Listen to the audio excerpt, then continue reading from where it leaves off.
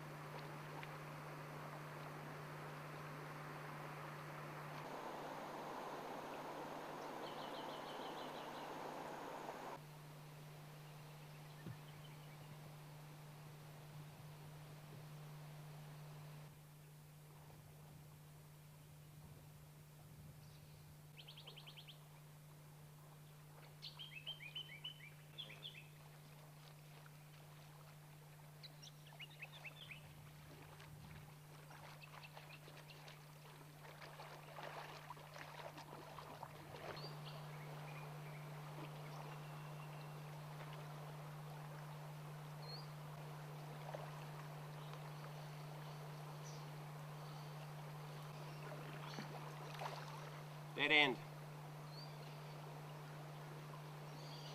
Again. It's a few little spots of rain starting.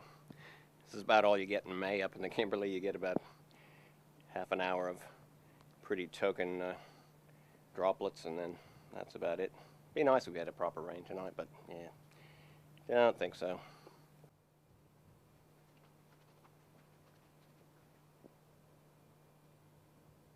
Whether you're eating or not eating or just hanging around and minding your own business, there are always flies in the Kimberley.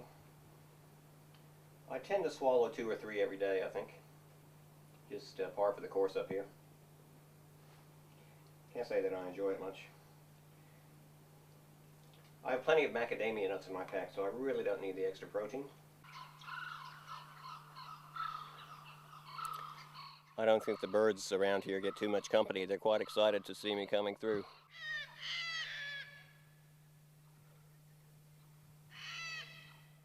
I actually had to pack the raft up and walk for an hour and a bit today because the pandanus was so thick I couldn't actually get through it.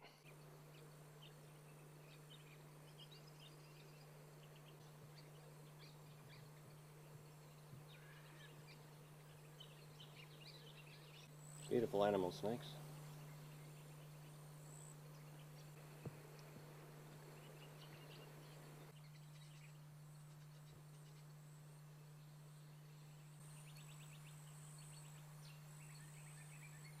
The temperature's been around 22, 23 degrees at night so far during this trip. Last night it got down to 8. I'm not really equipped for 8 degrees Celsius. I've got a little sleeping bag liner and a couple of long sleeve shirts, a pair of socks. That's pretty much it.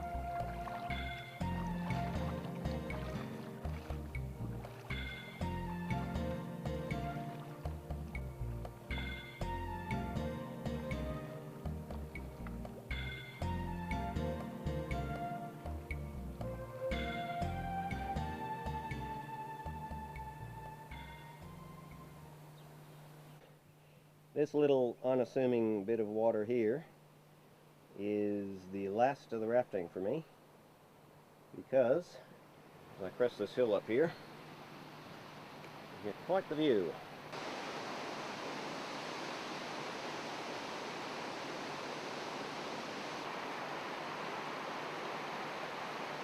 And that there's the lip of the waterfall. What I've got to do here is cross over to the other side and climb up those cliffs and somehow work my way down to where I can access the water for drinking. This was worth 2 weeks of paddling for sure. This is just magnificent out here.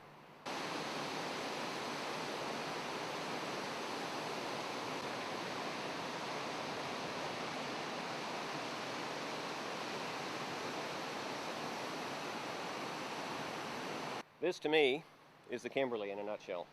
Waterfalls, gorges, rocks.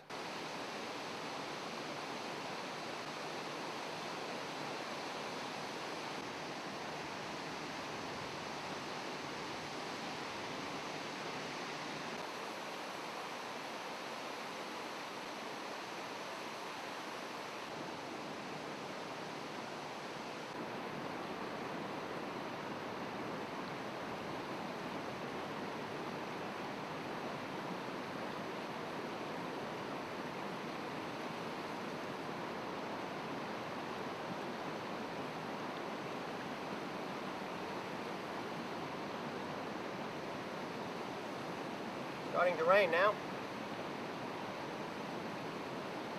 That's what we need around here. A little bit more water.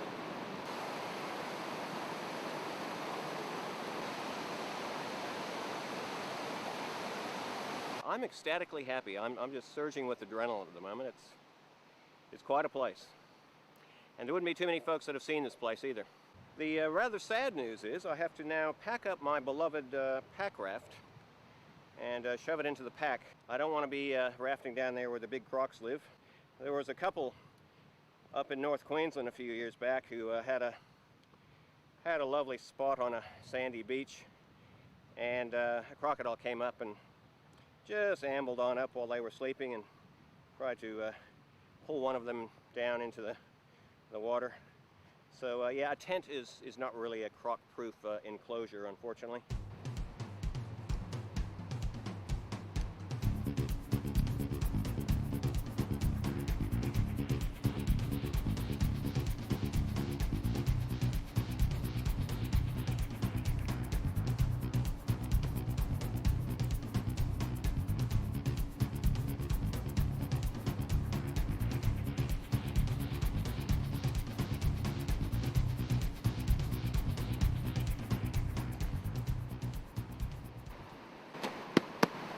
Good job, mate.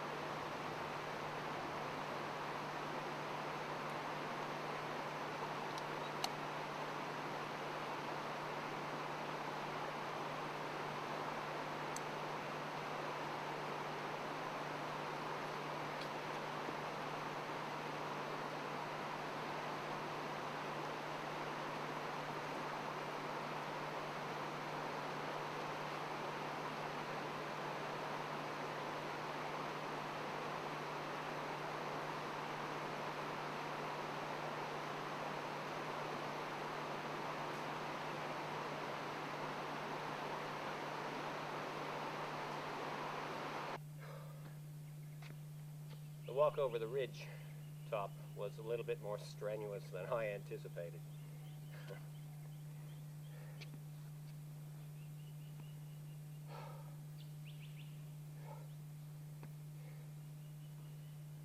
Up and down and up and down and around the headlands. Yeehaw. Good fun. This pool below the waterfall is extremely deep through here. Can't see any bottom at all. Don't know if there's any big crocodiles in here or not, but I'm going to camp a little bit up in the rocks, so hopefully they won't bother me up there, if there is any. I mean, there's some pretty good, serious type rapids between here and the tidal reaches of the King Edward, which is about 40 kilometers or so down from here.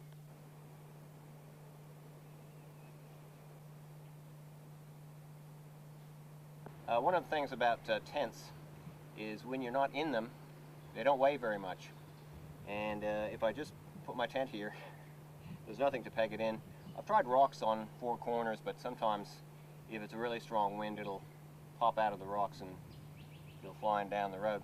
So what I'm going to do is put this big huge rock here in the duffel bag and put that inside the tent, weighing down the foot end, and see if that prevents it from going too far. I hope it does, because I don't really want to go swimming in there. If there are big crocs, it's probably not the best plan.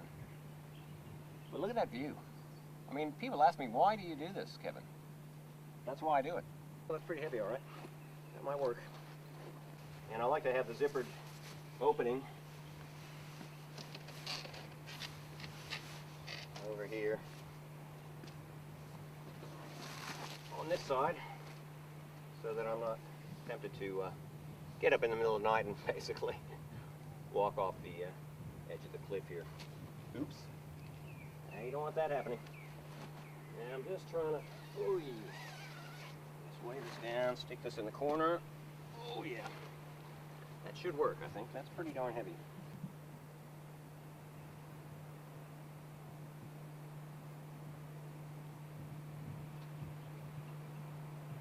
Well, tragedy has finally struck the expedition.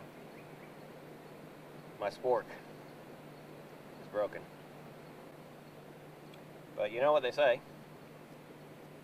if you can't fix it with duct tape, it's just not fixable. Good as new. Look at that. So much for the dry season.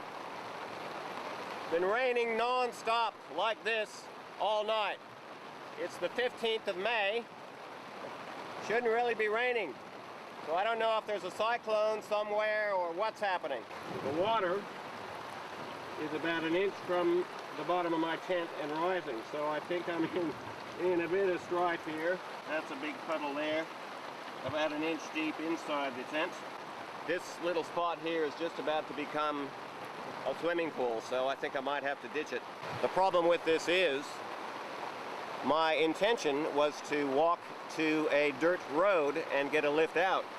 But if it's raining like this, the dirt road is not going to be passable to vehicles.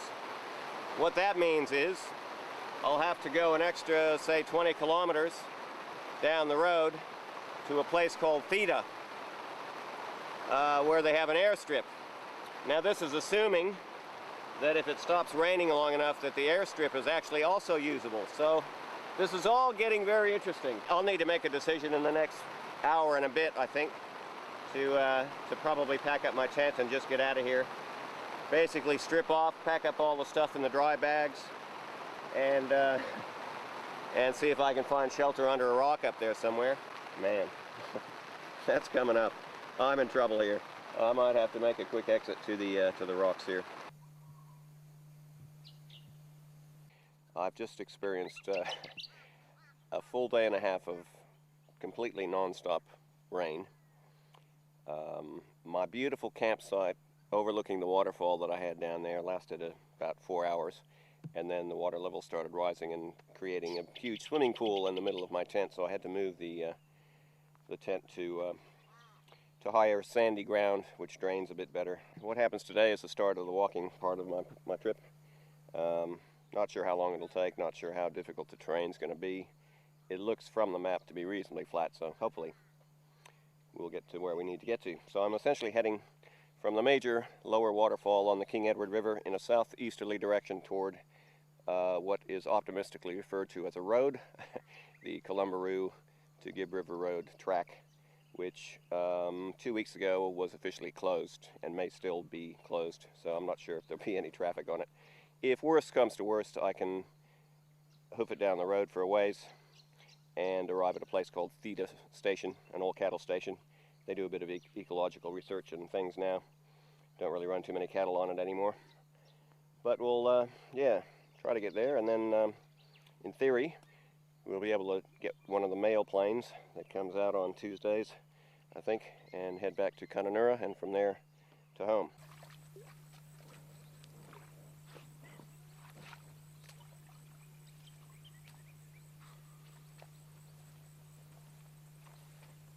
Well, bit of a change of plans. As you can see, I've resurrected my packraft and put him back into commission.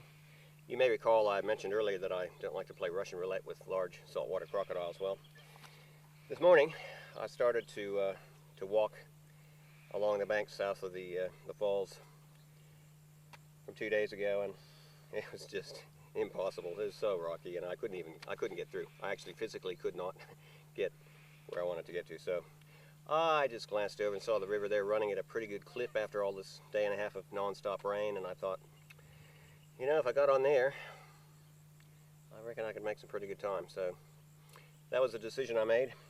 I try to be a cautious man without being a paranoid man, and you know, I can't imagine any saltwater crocodiles being this far up, because there's not really all that much, aside from myself, for them to eat.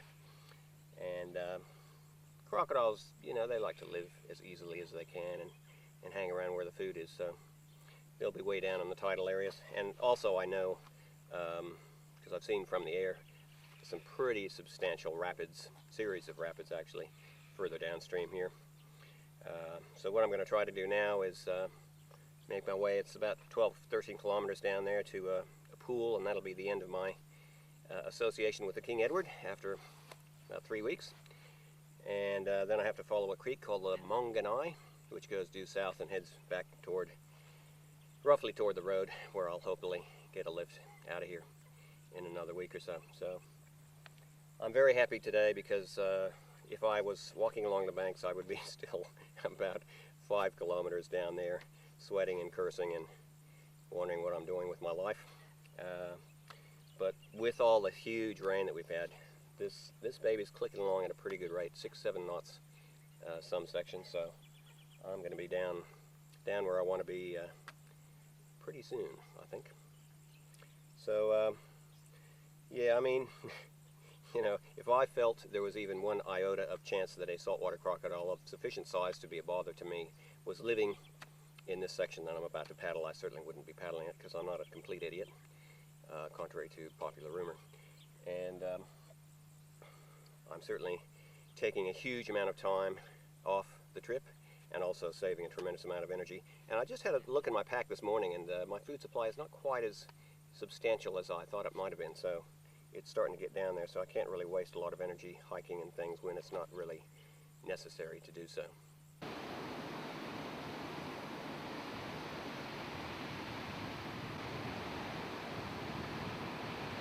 Another day in the Kimberley, another magnificent waterfall.